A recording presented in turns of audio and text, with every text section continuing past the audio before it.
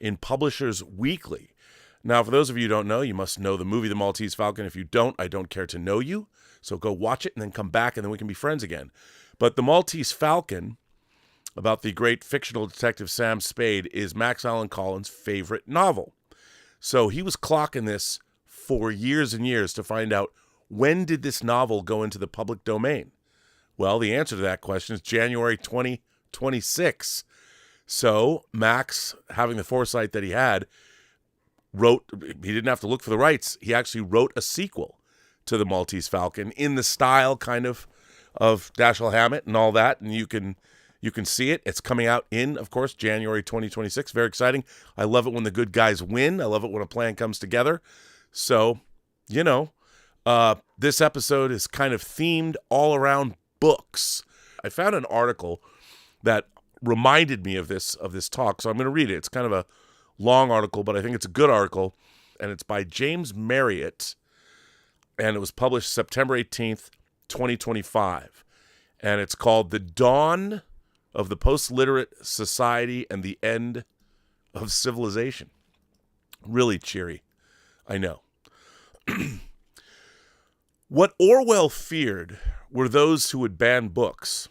What Huxley feared was that there would be no reason to ban a book because there would be no one who wanted to read one.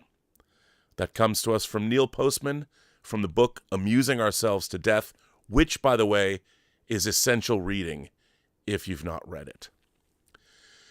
It was one of the most important revolutions in modern history, and yet no blood was spilled, no bombs were thrown, and no monarch was beheaded. Perhaps no great social transformation has ever been carried out so quietly. This one took place in armchairs, in libraries, in coffee houses, and in clubs. What happened was this. In the middle of the 18th century, huge numbers of ordinary people began to read. For the first couple of centuries after the invention of the printing press, reading remained largely an elite pursuit. But by the beginning of the 1700s, the expansion of education and an explosion of cheap books began to diffuse reading rapidly down through the middle classes and even into the lower ranks of society. People alive at the time understood that something momentous was going on. Suddenly it seemed that everyone was reading everywhere. Men, women, children, the rich, the poor. Reading began to be described as a fever, an epidemic, a craze, and a madness. As the historian Tim Blanning writes, conservatives were appalled and progressives were delighted that it was a habit that knew no social boundaries.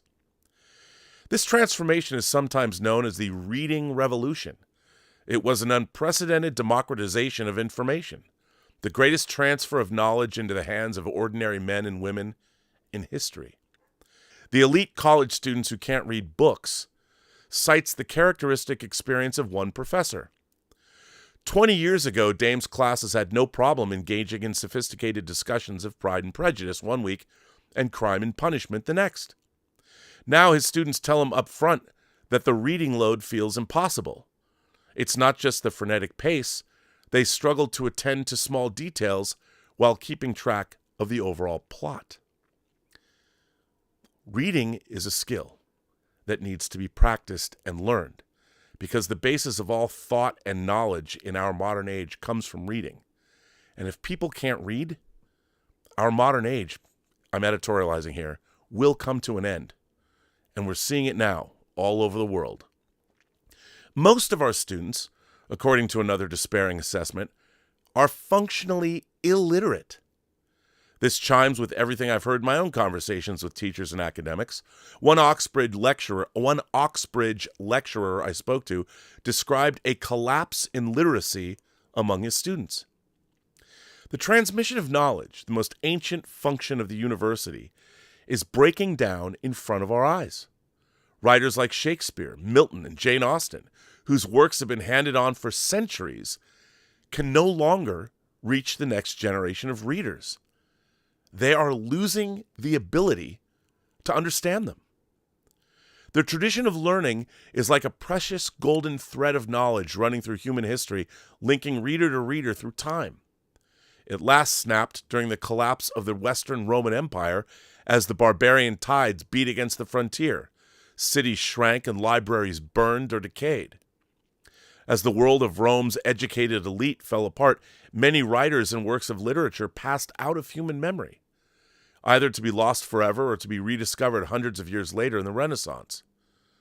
That golden thread is breaking for the second time.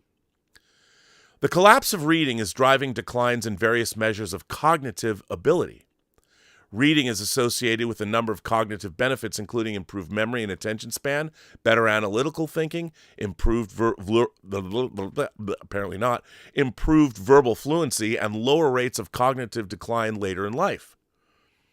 After the introduction of the smartphone in the mid-2010s, global PISA scores, the most famous international measure of student ability, began to decline. As John Byrne Murdoch writes in the Financial Times, students increasingly tell surveys that they struggle to think, learn, and concentrate. You will notice the telltale mid-2010s inflection point. The Monitoring the Future study has been asking, the Monitoring the Future study has been asking 18-year-olds whether they have difficulty thinking, concentrating, or learning new things. And look at these test scores in decline. The share of final year high school students who report difficulties was stable throughout the 1990s and 2000s, but began a rapid upward climb in the mid-2010s. That is not great. And as Byrne Murdoch says, these cognitive issues are not restricted to schools and universities. They affect everyone. The decline in measures of reasoning and problem solving is not confined to teenagers. Adults show a similar pattern, with declines visible across all age groups.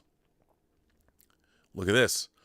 Performance in reasoning and problem-solving tests is declining. Average scores on assessments across different domains in high-income countries, teen and adult scores use different scales. Very scary. Most intriguing and alarming is the case of IQ, which rose consistently throughout the 20th century, the so-called Flynn effect, but which now seems to have begun to fall. The result is not only the loss of information and intelligence, but a tragic impoverishing of the human experience. For centuries, almost all educated and intelligent people have believed that literature and learning are among the highest purposes and deepest consolations of human existence. The classics have been preserved over the centuries because they contain, in Matthew Arnold's famous phrase, the best that has been thought and said. Walter Ong emphasized the writing cools and rationalis thought. If you want to make your case in person or in a TikTok video, you have innumerable means for bypassing logical argument. You can shout and weep and charm your audience into submission. You can play emotive music or show harrowing images. Such appeals are not rational, but human beings are not perfectly rational animals and are inclined to be persuaded by them. A book can't yell at you, thank God, and it can't cry. Without the array of logic-defeating appeals available to podcasters and YouTubers, authors are much more reliant on reason alone, condemned to painfully piece their arguments together, sentence by sentence. I feel that agony now. Books are far from perfect, but they are much more closely bound to the imperatives of logical argument than any other means of human communication ever devised. This is why Ong observed that pre-literate oral societies often strike visitors from literate countries as remarkably mystical, emotional, and antagonistic in their discourse and thinking. And here's somebody we all love.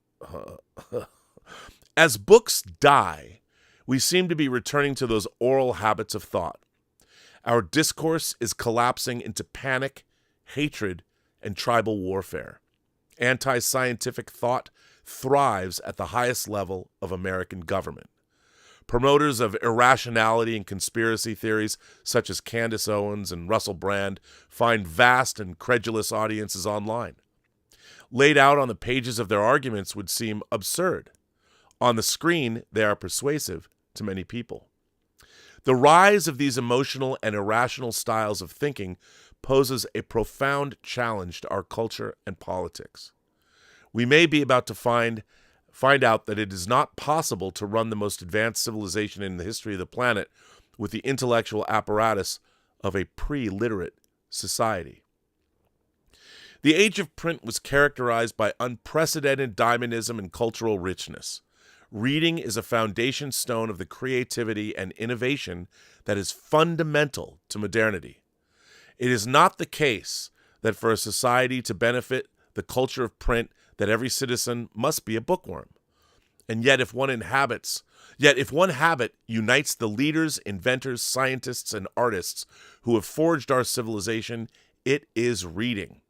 The vast inequalities of the aristocratic order were partially able to be sustained because the population had no way to find out about the scale of the corruption, abuses, and inefficiencies of their governments. And the old feudal hierarchy was justified not so much by logical argument as by what Walter Ong might have recognized as a very pre-literate appeal to mystical and emotional thinking. Gosh, mystical and emotional thinking. I wonder where we have that coming from these days. I wonder. Maybe you should too. This was what historians of the 17th century know as the representational power of culture. The highly visual system of monarchical, I can't get these multi-words, monarchical propaganda which forced the fearsome and awe-inspiring image of the king onto his subjects. The regime displayed its power in parades, paintings, firework displays, statues, and grandiose buildings, and AI-generated videos on social media. The system worked in an age before mass literacy, but as knowledge spread through society and the analytic, critical modes of thinking fostered by print took hold, the whole mental and cultural atmosphere which sustained the old order was burned away. People began to know too much and to think too much. The feudal order seems to be fundamentally incompatible with literacy. The historian Orlando Figes has noted that the English, French, and Russian revolutions all occurred in societies in which literacy was approaching 50%. Robert Darnton's book, The Revolutionary Temper, chronicles the chaos unleashed on the old regime in France by the age of print. Knowledge spread through French society with disastrous effect. Political prisoners wrote best-selling memoirs publicizing their unjust incarceration by the state. Ordinary people consumed pamphlets about the exorbitant and unjust wealth enjoyed by aristocrats. The government's disastrous finances were suddenly debated by an incredulous and furious public rather than behind closed doors in the back rooms of Versailles. Meanwhile, the analytic, critical modes of thinking began to eat away at the mystical and emotional underpinnings of the old order. The philosophies and radical thinkers of the Enlightenment, supported by a growing middle-class readership, began to ask the kinds of critical questions that are preeminently print-based in their tone. Where does power come from? Why should men have so much more than others? Why aren't all men equal?